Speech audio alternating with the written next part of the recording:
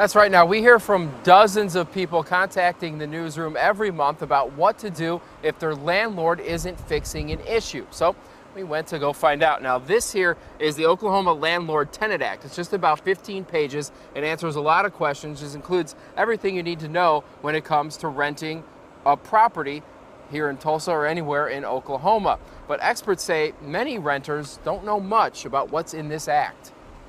Donna Madden's thermostat is set to 60. Temperature reads 82 degrees inside her Tulsa apartment. I called her this morning. She said, well, they fixed it. They said they fixed it. We got it on paper. And next door, Aaron Mitchell says his unit hasn't worked properly since he moved in last year. And while the landlord recently provided a window AC for the bedroom, it doesn't cool the rest of the apartment. Something can be done about it.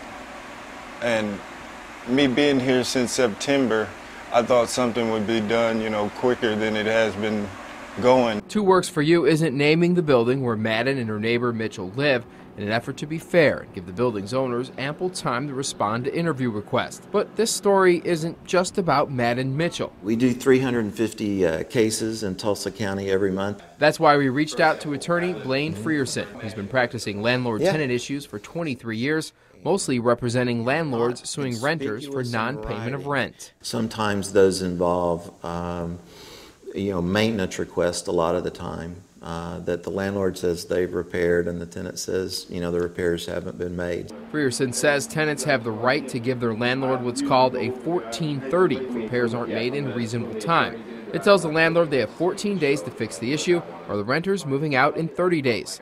Frierson says before it gets to that point, it's important to keep all copies of work orders asking for repairs. If it's their air conditioning or heat, water, light, or electricity, the landlord should be out making those repairs pretty much immediately once they receive the request. A rule some renters say is being ignored. Now, another thing to note here in Oklahoma, if you've put in a work order for something that isn't being repaired, you can actually do that repair yourself and then deduct $100 from the rent for that repair during the next month's rent is due. Now, we have a link to the Landlord-Tenant Act and other useful items that you need to know if you're renting.